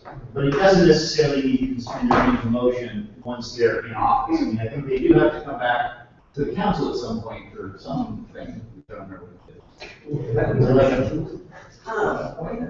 Appointments, well, once they have a budget and their appointments, they don't need to come back with any consent items or anything. Like, for example, a budget transfer, I believe what they needed to do is some of their daily prudent advertising, they did move into facilities costs. Because of the special election, they had some additional facilities costs, they did not need to spend all that. But No, I put 5,000 in them. Oh, Yeah, you did. yeah. Oh, that's a special election. Yeah, they didn't use it. The special election only cost what, $500? Yeah. Wow. That's weird. So going back to advertising, if we pursued the proposals on the table to do 13, seven 1/3 page ads and then 13 half-page ads, that would be a total of $9,010. So that is an option that's on the table right now, those are already on. Sorry, listen to this again. So it would be, so what was recommended was to do 7 1/3 page ads, which would be 2,380, and then to do 13 half-page ads, be 6,630 for a total of $9,010. That would be decreased from 16,830 to $9,010. And then that money would go back to. So if we choose it now, then we go back into SCOP and STU, correct? Yes. But if we don't, if we choose to keep it as is, then the money that is not spent, say election board spends 10,000, then that extra 6,000 would still be within the election board, correct? Right. Yeah. Sorry, a couple more questions. So the money that, in total money that they don't end up spending as election board, does that go into surplus? Yeah, in the end, you're right, yes. Mm-hmm. And then my other question is, which I think I just forgot my question, but from scale, that's it. Okay. Is there any? I would also like, looking here as well, their graphics line item for flyers, they didn't use that at all, and now that I think about it, I don't remember flyering at all. I would also like to consider us removing that as well, just because the majority of the advertisements are online and the graphics are posted there. So, so with the reduction in advertising, that reduces the advertising line item by 7,820, right? So to remove graphics? Oh, no. So graphics is 700. Yes. And then going back to the advertising, if we made those changes with the 1/3 and the 1/2 pages, that would reduce the 16,830 to 9,010, right? Yes. Which is a total of 7,820. So if we do that 7,820 plus the 700 graphics, that brings us to 8,520. So I would like to suggest that we reduce the e-board budget by 8,520. There's no motion, but that's just sort of what I. Just one comment, I know in years past, they have issued flyers, so they did not this year, but I know in past years, especially, I believe we're trying to get information out about just with all the basic information, they kind of had one flyer that had everything on it, because sometimes the flyers that are out, they only have half, not all the information all in one spot. So yes, I do see they did use it last year, but I do know years before that it had used flyers, but whatever you all decide. Yes. So, okay, I don't know if we can come back to this employer, given the fact that election board is formed during election season, or is it, how does that process go? So we will vote on the election board chair when I push the appointment forward. So last year it was pushed forward earlier because of the special election. And so whenever the election board chairperson, the council chooses to approve them. Have they submitted some kind of proposal in regards to the money that they spend, what they're going to utilize and whatnot, for them to be, I guess, more efficient, what they're spending and for us to get an idea? What they're spending, have they done that? Right, so this is what they, well, that's what they said last year, but this is what has kind of been the precedent, it's been pretty much every year. And they have a good point. Yeah. And so the only conflict that we are gonna run into is if we change election, because election code says that they have to do these certain amount of half-page ads. Yes. And so if we change budget now, then CRC will have to go back and change election later on. And so right now we have on the table to reduce the election board budget by $8,520. Yeah. What if we put the money that we take out of here and put it in council discretionary?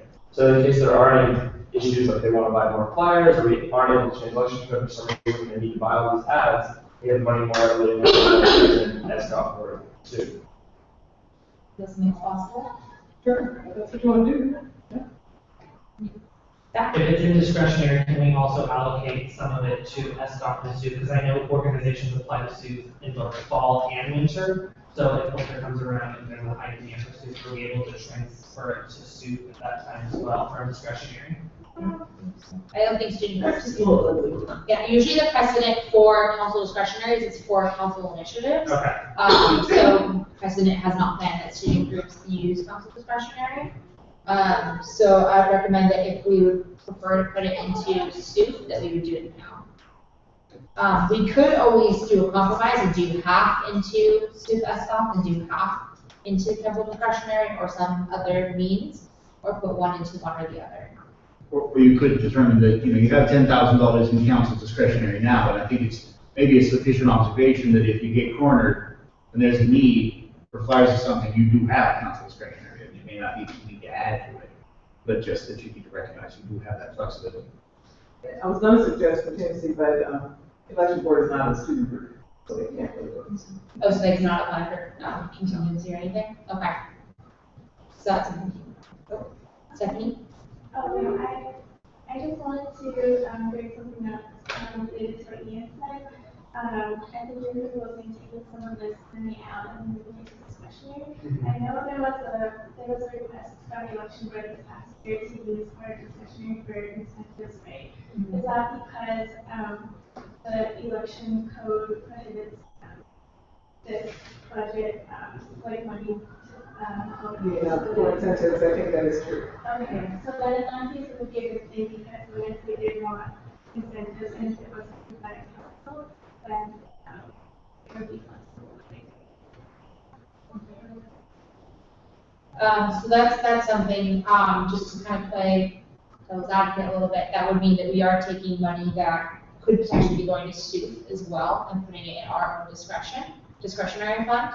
So I just want you to all be aware of that. So again, the concept is if you take this $8,520 and put it in council discretionary, we are giving the money essentially back to ourselves and not giving it back to student groups through SUV. But SUV again is an underutilized source. Only half of it was 40% was utilized last year. So I just want to throw out that information while we're kind of discussing this as well for you all to contemplate if anyone has an opinion one way or the other. So is there any other discussion regarding $8,520 that was proposed by Zach to reduce from the total election board budget? Yes. I have a quick question. What in years past has the money in terms of discretionary or besides last year's flyer? So it was used last year specifically, 5,000 of it was used for the All of Us campaign, which was the council-wide initiative. Part of the money was used for EDP to travel to Sacramento, do a bus up to Sacramento during the tuition hike that was in November. Part of it was used for USAC Live. So it's used for things, and part of it was also used for the All of Us conference that happened in February. So it is used for council initiatives that either all council is doing or if student office needs to do something. I know a couple of years ago, FSC used it, part of it for textbook scholarship program. So it's used in case any office ever needs kind of emergency funds or something. It's available for all council or for all council initiatives. So it's basically, it's discretionary. So it's up to the discretion of the council what they choose to do with it. It usually goes back to some sort of office initiative program or something. And as you can kind of see, almost all your money is locked up in channels, so there isn't, when things come up during the course of the year, without that, you don't have a lot of, places to go for things that the whole council thinks are of import. Can I just ask for a quick clarification of what's being proposed right now? Yes. Yeah, so Zach recommended reducing the budget and taking out $8,520. So that was to remove the $700 from total graphics and then to do 7 1/3 page ads and 13 half-page ads in Daily Bruin, opposed to the full page, which would have a total cost of $9,010. So then adding those two up, the total reduced would be $8,520 from the election board budget. Okay. And so with this proposal, do we need to decide where that goes right now, or is it something we can decide? Yes, And then- we have to choose if we want to do the proposal, and then we have to choose whether the two suggestions that have been made is to have this money go back into the total pot and be distributed to SUP and ESCOM, or to specifically put this money into council discretionary funds. So if we would like to, we can go ahead and do two separate votes. Have the first vote about reducing the election board budget by $8,520. And then we can decide what we would choose to do with the money, if that would be the best procedure for everyone. Does that make most sense? Okay, so let me do a little math right now. So the total budget right now is $34,656, and the suggestion is to reduce it by $8,520. That would leave the election board with $26,136. So if anyone would like to move to reduce the budget to $26,136, or reduce it by $8,520, they can make a motion if they choose to do so, if anyone wants that. Zach? I move to reduce the current election board budget of $34,656 by $8,520 to arrive at a total budget for 2015-2016 of $26,136. Okay, so there is a motion, is there a second? Second by Ian, all those in favor? 1, 2, 3, 4, 5, 6, 7, 8, 9. Those against? And those abstain? Alright, so 9-0-0 vote. The election board total budget has been reduced to $26,136, meaning we now have $8,520 to choose where we would like to place it. So again, the two suggestions that have been made is to have that money go back in and then have it distributed 80% to SUP and 20% to ESCOM, or have that money put into discretionary for council. So does anyone have any discussion regarding that? Oh, yeah. Is there any way we can have one of the discretionary and the rest? Yeah, we can do that. So that's it. All right. How much of discretionary was used this past year?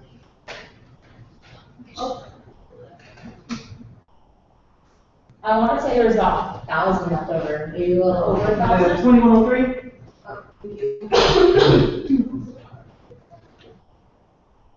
Oh, it's an administrative. Yeah, 1,600.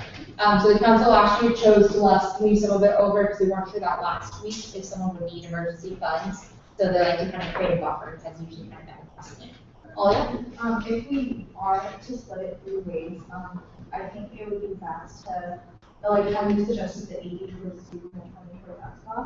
Since we are kind of considering to maybe add a contingency, maybe not have as much towards SUP, with around just like or more towards ESCOM. So the way our budget is set up currently, any leftover funds automatically 80% goes to SUP and 20% goes to ESCOM. Okay. So that's what the budget is. That's how it works with any leftover funds. Yeah. So what we can choose to do is if we want to put half in discretionary or half will go into the ESCOM SUP leftover. Okay. So we can't really specifically put into SUP or specifically to ESCOM, correct? Right, so it would just be whatever's left over, 80% will go into SUP, 20% to ESCOM. So we have to choose how much we want to put into that kind of leftover pool and how much we want to put in discretionary or put in one way or the other. Got it? Are there any other changes or any other discussions, and then at the end, maybe we can decide if like all of the, like there's any other changes we're making, and then again, we'll decide where we're going to get those funds instead of doing. Yeah, we can do that. More straightforward. Okay. And do the final. Alright, so we'll leave that over. That's a great There might not suggestion. be any other changes, but. Okay, that's a great suggestion. Alright, so we'll come back to that. So right now we have $8,520, so we're still kind of deciding what we want to do with. Okay, so is there any other discussion regarding the election board budget? Okay, seeing that, we will go back to the budgetable expense, administrative overhead. So does anyone have any questions regarding that? Oh, this one's kind of minuscule only because it's $100. Do you know what JBoard uses? So that's for their supplies. So mostly that's for nameplates. They all have nameplates. We use it for that, or sometimes purchase paper or other supply needs. So it was used last year, so we made some changes. So one thing that Patty, Roy, and Debbie and I kind of discussed is the infamous cut-off telephones. So this is always a point of contention, or it was last year at least. So as you can see, there's $13,030 to use. I can speak from personal experience. FSC, I did not use my cut-off telephone. I know SWC, CEC, and CAP use theirs.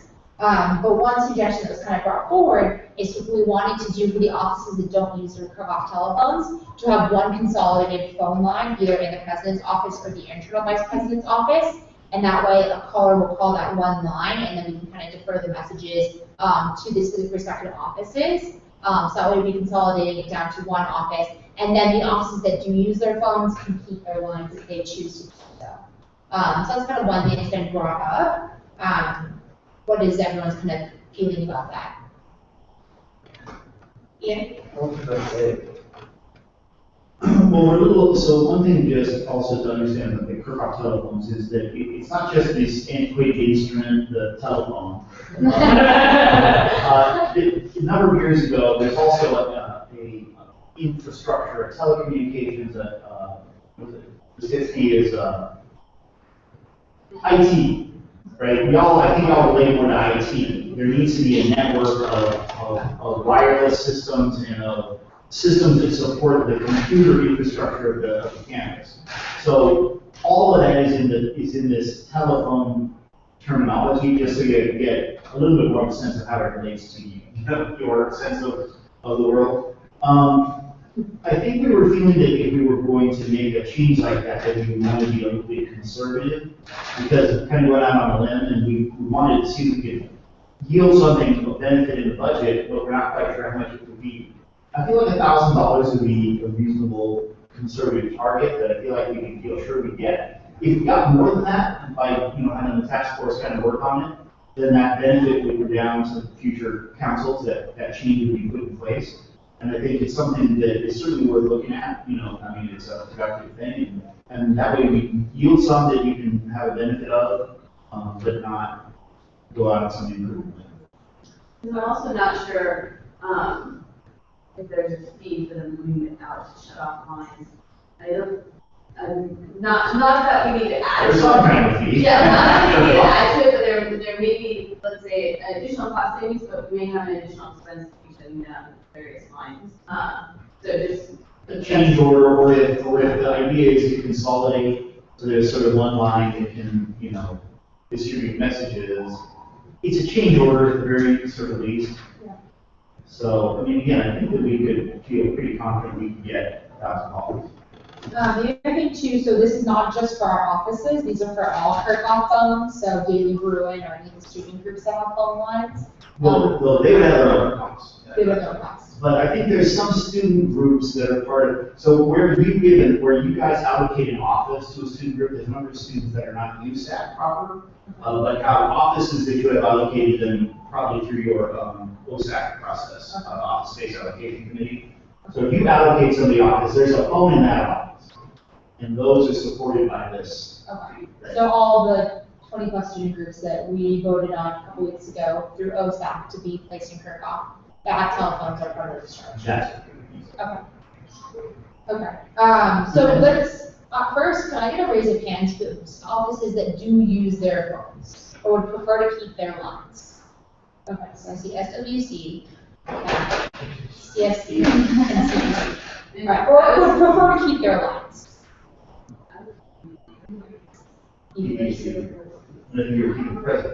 Yeah. Okay.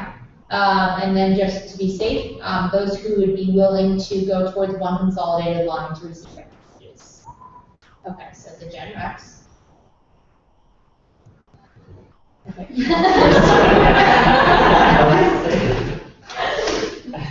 not too sure about that. Okay. I'll put A's and then facilities. I'm pretty sure. It's like, all the general teachers are pretty sure. Okay. All right, so I would keep 1, 2, 3, 4, 5, 6 lines, and then 1, 2, 3, 4. But you all share one telephone, correct? Okay, so really it's 1, 2, 3, 4. So I would cut off 4 lines into that. Okay, so $1,000. Well, you know, there may be some other lines as we really dig into this that we find, you know, that there were 2 lines going into, Yeah. you know, I mean, I still feel that there's an opportunity to consolidate. And we can also do a request for student groups to see which student groups actually use their telephones as well, because I'm sure a lot of them have phone lines and don't use them. I don't speak on their behalf, but I'm sure. So maybe $1,000, that's another thing that's been suggested, so to do $1,000 cut. So this would go back into that kind of pool of money we're choosing what to do with. So is there any discussion or is anyone making a motion about reducing that by $1,000 to $12,030? Does anyone have any discussion regarding that? Okay, I can entertain a motion at any time if anyone feels comfortable to move forward. So again, SWC, CAC, CSC, CEC, EVP, and President will still have their phone lines. And then the Gen Reps plus the transfer student representative, FSC, AAC, and facilities lines would be distributed back to the President's line who would give you your message. Zach? I move to reduce the line item of Kirkhoff telephones by $1,000 to $12,030. All right, is there a second? Second by Ariel. All those in favor? 1, 2, 3, 4, 5, 6, 7, 8, 9. Those against? And those abstain? All right, so 9-0-0 vote. The Kirkhoff telephones has been reduced to $12,030. So that's $1,000. It's going to go back with our already $8,520. So now we have a total of $9,520, in which we need to get what to do with. So is there any other discussion regarding, again, budgetable expenses and administrative overhead? Ian? What's the new software item that's added to the computer center? What's the new? I don't know, it says, line 27, new software item added to the computer center. It's just out of Yeah, so we have a depreciation cost that we bought the 3-year, I believe that's what it is, it's from, we bought a 3-year for our firewall. So you buy the firewall, which we purchased capital a few years ago, but then you have to also pay for the service. Right. So we paid for 3 years because it was a lot less expensive than buying 1 year at a time. And so that's the depreciation cost that we have to add. So that was when we had to add the wireless. So we used to have hardwired internet in every office. So we wanted to add wireless to increase the abilities of the wireless internet or the internet in offices and to expand how many computers we have hooked up and being able to utilize the monitor center as well. With that, we also had to add a firewall for security measures to attaching down to our ASS server. Okay. Is there any other questions or discussion regarding administrative overhead and budgetable expenses?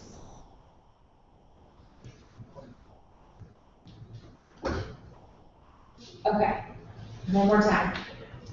Okay, seeing them, we'll go back to what we should do with our $9,520. So again, the 2 proposals have been to, actually 3 proposals have been to put that money into discretionary for council, to put that money into STU/SCOP, or to divide it and put some of it in council discretionary and some of it into STU/SCOP. So does anyone have any discussion recommendations regarding those kind of 3 proposals?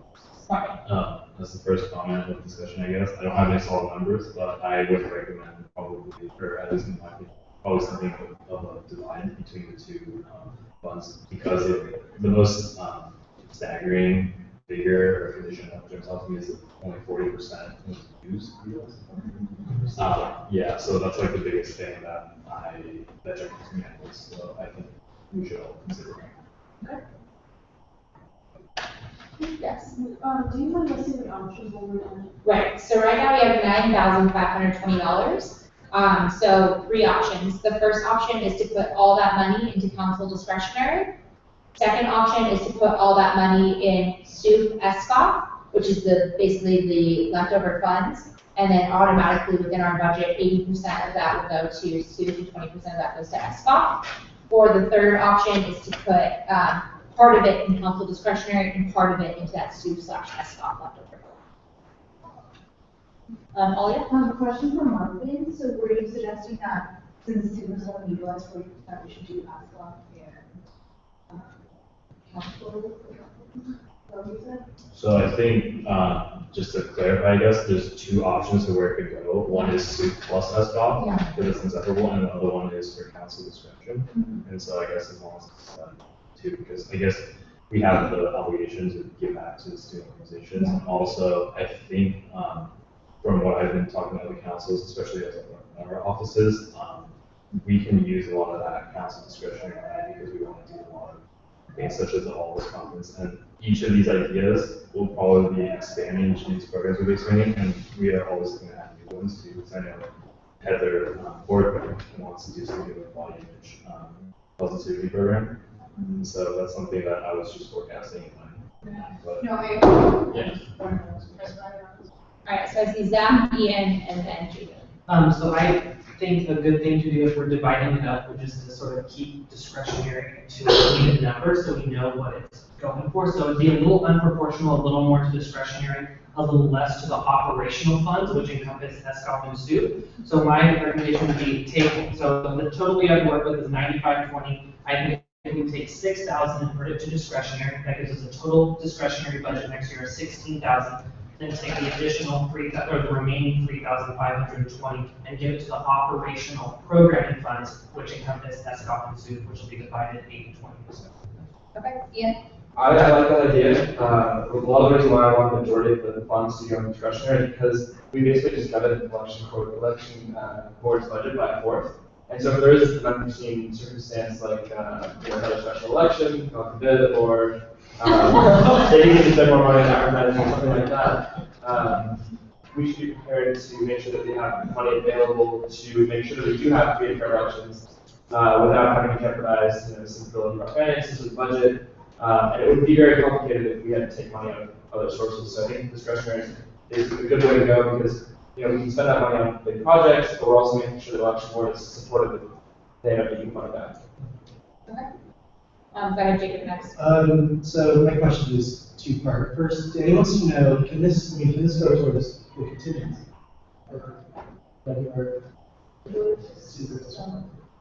Can it go towards contingency? Sure. Yeah. It'll just have the fund come Okay.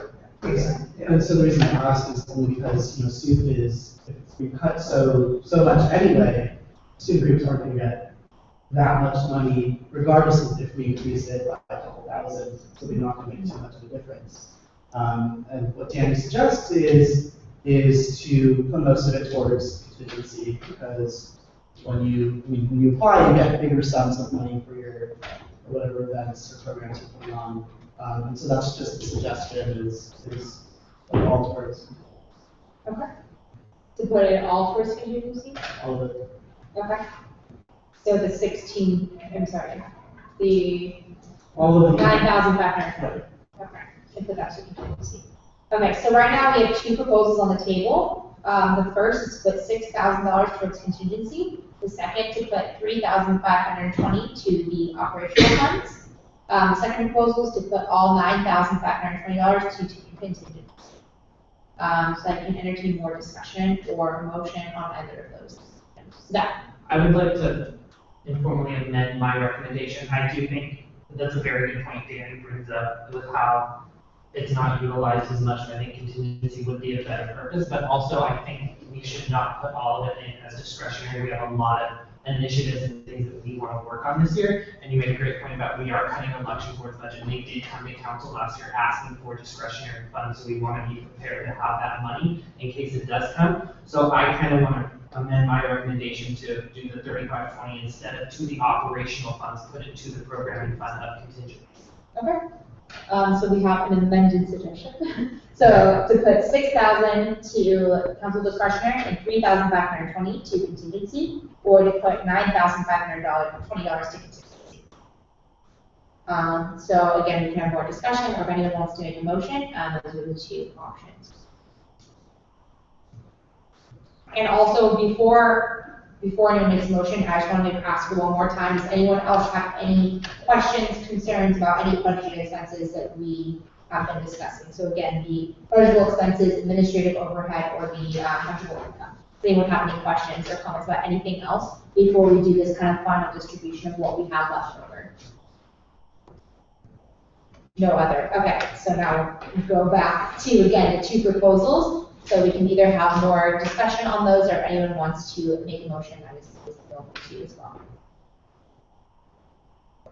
So again, the two recommendations are to put $6,000 into council discretionary, and then put $3,520 to contingency, or to put $9,520 to contingency.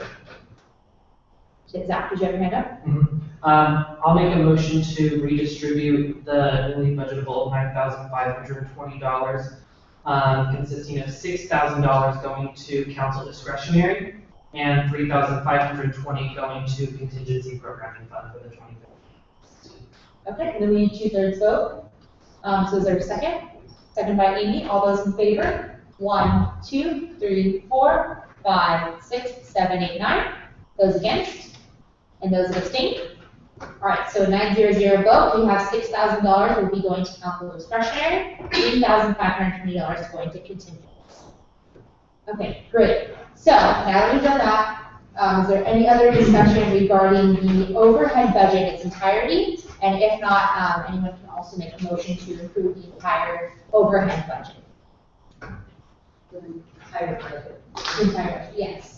So again, any other discussion regarding any part of the budget, whether it be the budgetable income, budgetable expense, administrative overhead, any other discussion regarding the budget in its entirety?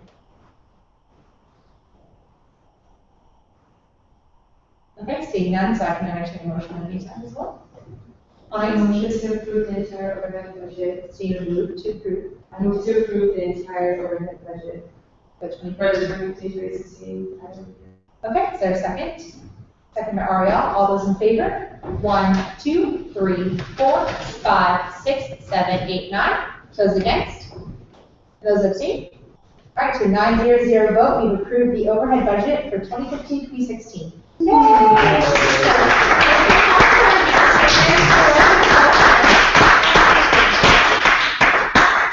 February and Patty, we're working very hard, so thank you all so much for all the work you put forward. Very good discussion. 3 years in, can you give me your phone?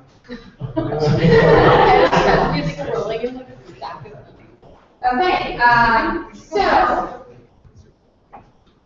moving on. So normally we have announcements, but for some reason that is not in our agenda that was sent over. So we can always, if someone has a period of announcements that they don't want to make in good and welfare, we can always go against our bylaws to add a portion for announcements. So it'd be a 2/3 vote.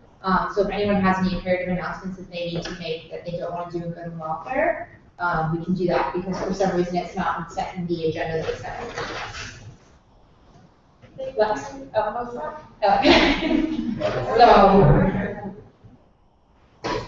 Okay, so no one has any imperative announcements.